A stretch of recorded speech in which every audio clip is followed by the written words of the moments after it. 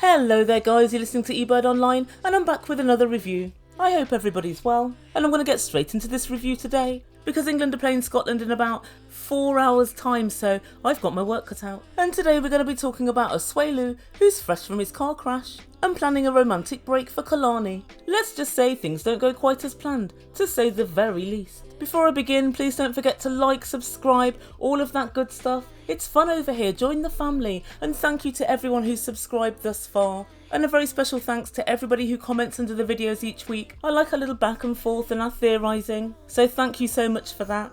And also as an extra video, I've got a little treat for you later on today. I've pulled out one hotly debated comment and we're going to be picking through it. And it's a new series I'm going to be doing just for comments, and it's more podcast style videos. So stay tuned for that. And without further ado, I'll give you Kalani and Asuelu. So as you remember, last time the eBird spoke about this couple, Kalani was with her dad, speaking to a lawyer, for she was considering getting a divorce. But we first catch up with them today, and they're in the car, on the way to a sex shop. What's changed, I hear you ask? According to Kalani, it's Asuelu's near-death experience. Sorry guys, I shouldn't laugh, but Asuelu crashed into somebody as he was driving his Uber, and the whole thing really shook Kalani up. She said, when I saw his car, I realised he could have been killed, and I would have had no more Asuelu. Last week, that's exactly what you wanted, Kalani, but I digress. And I had a little look at the car, and I noticed just a couple of things. 1, it's no more than a bloody fender bender. 2, the airbag wasn't even deployed, thus indicating you were going at 25 miles an hour or less. It may have been lots of things, but it wasn't a life-threatening crash. But nevertheless, it drew Kalani and Asuelu closer together, and Asuelu decided to follow Kalani's advice. You know, when she said, be more romantic, and he's booked a beautiful romantic weekend getaway for them. And they're going this very evening. Oh, that's nice of Asuelu. He's decided to turn over a new leaf. Unfortunately, as we're to discover later on, it's just as bad as the old one. Oh dear. So we catch up with these guys and they're on the way to the sex shop. Lights! Cameras! Bullshit. This is yet another one of TLC's little filler slots to try and add a bit more spice to this programme. How do I know? Well, let's survey the evidence, shall we? On the way there, they decide to sing, rap and beatbox a sex shop song. Guys, this little ditty they made up in the back of the car was actually better than every song Tariq has ever written. And no word of a lie, Asuelu's voice is much better than Usman's. Shame on you, Usman. Shame on you. Hello, baby. Today we go with my wife to the sex shop and find something so we can play tonight. Oh, yeah. And then Kalani goes full throttle, trying to convince us, the viewer, that she's really up for this sex shop and she's really into sex. She can't wait to get there. She said, I'm a really sex positive person. Kalani, whose idea was it for you to go to this sex shop? Thought so, TLC's. And then she followed up saying, I'm down for whatever, whenever. How old were you when you lost your virginity? Oh, that's right, 28. Thank you, Your Honour. The prosecution rests her case. You guys, Kalani's full of rubbish. She said, I'm down for whatever. We're going to go and check out some weird shit to help spice us up again. Weird shit? If you're really down with sex toys and sex shops, why would you describe it as weird shit? And then she said, I'm very, very open when it comes to sex. Oh God, now come on Kalani, you know it makes good TV. I'm not even going to cover what happened in the sex shop, it was so boring. Suffice to say they got the obligatory couple of neon vibrating things. They were served by a far too nosy shop assistant and then they left. Oh TLC, you've embarrassed yourself far more than you've embarrassed us. The last person that you told us was well into sex, i.e. Tanya from Tanya and Sinjin, went around the sex shop, she got this, she got that, she bought the other. And then she never mentioned sex again in the preceding 2 series. We see you TLC, we see you. And it would seem that the old ones really aren't the best ones. And so as we know, Asuelu's taking Kalani on a romantic getaway. It's going to be like the honeymoon they never had. Who's going? Well, Kalani, yep, in attendance. Asuelu, he's confirmed. Amy, what? Amy? Who? Oh right, Kalani's mum. What for? Why? Oliver? Oh Lord. And Kennedy. So not a romantic getaway, a family holiday then Kalani, a family holiday. And at this point, I feel so sorry for Asuelu, he cannot get a break. Of late, whatever Kalani's asked of him, he's done or tried to do. And she said, be romantic. And so he took her for a romantic panini. That wasn't quite good enough, and now he's booked a romantic weekend away. Kalani decides, because I'm still expressing milk, I can't be away from my youngest, so my mum's going to have to come and look after the boys. Honestly, Asuelu, at this point you've just got to realise with Kalani, nothing is going to ever be good enough. Nothing. I think Lo must be the most fantastic husband and the most fantastic provider, because these girls all think that they're owed the earth. Kalani, he's trying. He doesn't want to get a divorce. He's told you he loves you and his family. He wants to provide for his family, which he's now doing. And now he's attempting to be romantic. Let him attempt. Give him a chance.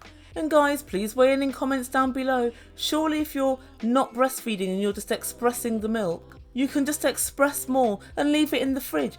From what I can see, Kalani, if you decided to have a good old express, those kids would be fine till bloody Christmas. And so the next time we catch up with these guys, they're waiting at home to leave, and Kalani's worried about where they're going. I'm dressed completely differently from Asuelu, and that concerns me. Well, it shouldn't concern you. You're wearing a dress. If Asuelu was wearing that, he wouldn't just be an old romantic, he'd be an old transitioning romantic. Be careful what you wish for, Kalani. And so as they were travelling in the car with her mum, Kalani was trying to work out again where they were going. And she said, well, it seems like we're not going to Vegas. And then she said, Asuelu, do you have any special activities planned?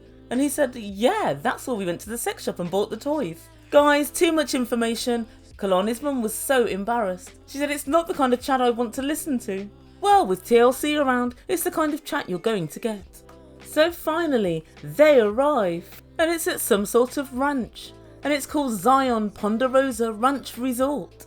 Kalani looks unimpressed to say the least. And they got out of the car, and Kalani exclaimed, this is why I don't like surprises, and she gestured behind her to a load of old ramshackle sheds. I've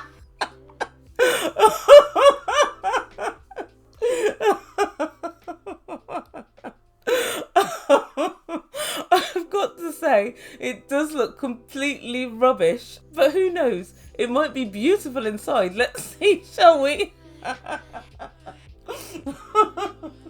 Oh Lord. So as we walk past a row of wooden cabins, Kalani explains it reminds her of her childhood as a Mormon. And I'd heard this before. I'd heard that Kalani and the family used to be Mormons. Lo didn't really put his back into that because he's only got 2 kids. As far as I'm concerned, that's not much of a Mormon showing. And they go into reception and they explain to the receptionists that they would like cabins a little bit apart because, according to Asuelu, the cabin's going to be rocking and rolling. And then they get the keys and go into the cabin. As they walk in, Kalani's worst fears are confirmed. In fact, it probably surpasses her worst fears. Because she exclaimed, is there any reason that it smells like piss? Yes, Kalani, there is. Because the last guest pissed the bed. You won't just be rocking and rolling, you'll be rocking and rolling and pissing and smelling.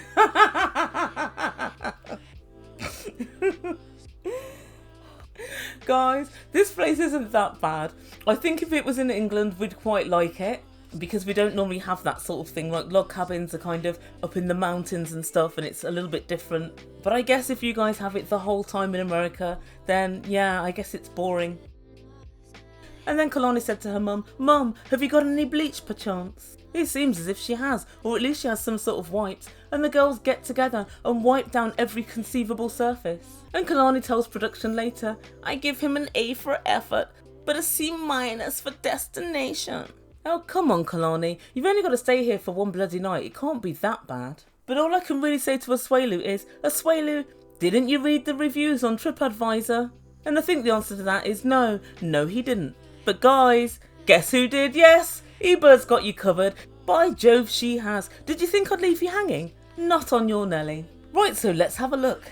So guys, I've got to say, there aren't many things that I enjoy more than reading a good old TripAdvisor review. The pettier, the better. So at Ponderosa Ranch Resort, there's an overall 4-star review, which guys, I've got to say, is pretty good. And according to marketing, it offers great lodging options, including vacation homes and cowboy cabins. And so let's have a look at this first review. Oh dear, it's a 1-star review from Henry N. And he says, dirty, dirty, dirty. Dirty rooms, dust everywhere, dirty showers, mud on the floors, dirty bathroom. Could not wait to leave. Nothing good to say about this place at all. Oh dear. Is that you, Kalani?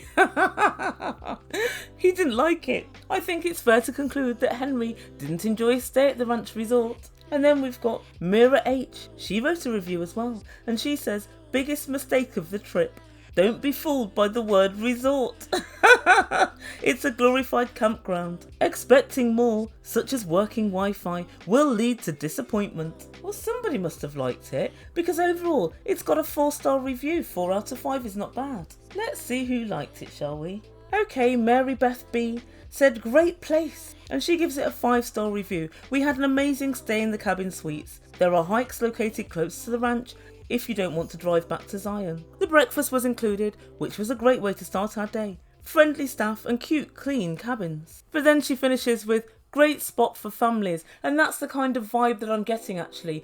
And this is kind of like a hiking, camping kind of place that you would take your parents to, or you'd go with your family. But I think a couple on a romantic break would require something maybe a little bit less rustic. And again, Courtney W, she loves the place. Great stay in a cabin. What a fun place. We stayed in a cabin, but I think we would have loved staying in any of the accommodations provided. I think it just depends. I think overall, to be fair to this resort, they have got 4 stars, and they did win a Traveller's Choice Award in 2021. Although, that is a year that nobody's travelled, but I digress. Overall, I don't think there's that much wrong with the place. I just think it perhaps wasn't the best choice. So Kalani and Asuelu leave Mum with the 2 boys, and they go to find their cabin. As they walk in, Asuelu really has done as much as he can. There are rose petals all on the floor, there's a big rose petal, there's a big heart made of rose petals on the bed. He's also got a bottle of champagne and something else which I can't quite work out. I did think it was pink gin, but looking at it again, maybe it's brandy, maybe it's cognac.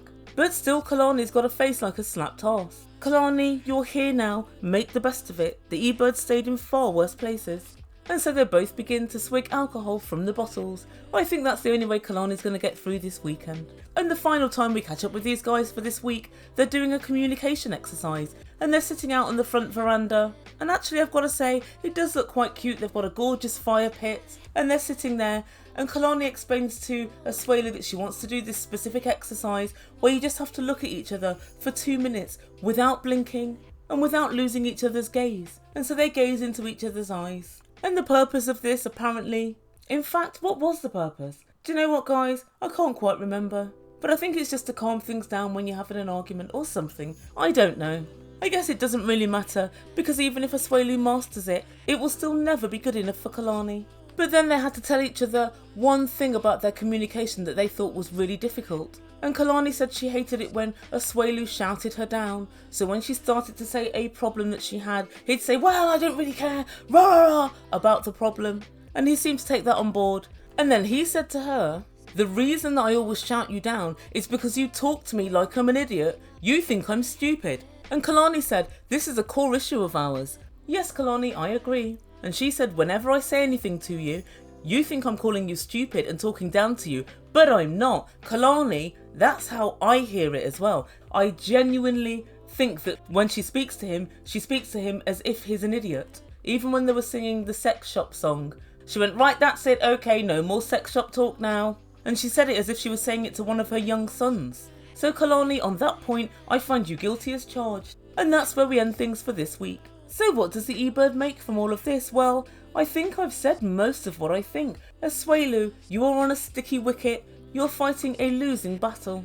No matter what he does for Kalani, it doesn't quite meet her lofty standards. Even as they arrived at the ranch, she said, oh my god, it's like one of those disgusting ranches I used to stay at when I was young and I was a Mormon. So even before they'd ascertained that there was a urine-like odour inside the cabin, she was already moaning. And she said A for effort, but a C for location. Well, that's your fault, Kalani. You're the one who lives in Utah. And you're the one who insisted the whole bloody family go. Do you think he could have afforded to take 5 people to Las Vegas? I doubt it. So guys, let me know what you think. Do you think no matter what he does, he's on a sticky wicket, he's playing a losing game? I think so. I think Kalani needs to cut him a lot more slack now. And she also said at one point, I just don't understand. Somebody needs to teach him what it means to be romantic. Kalani, there's no such thing. Everybody has differing ideas about what constitutes romance. So there's no reason that you can't tell him, I like these kinds of hotels or I like these kinds of restaurants.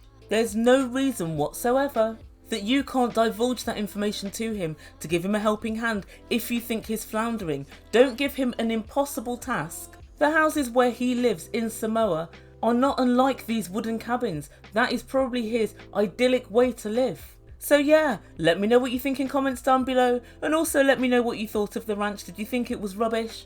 Or did you think that she made too much of it? Thank you guys so much for listening. I have now got 1.5 hours to edit this. I don't think it's going to happen, but we'll give it a go.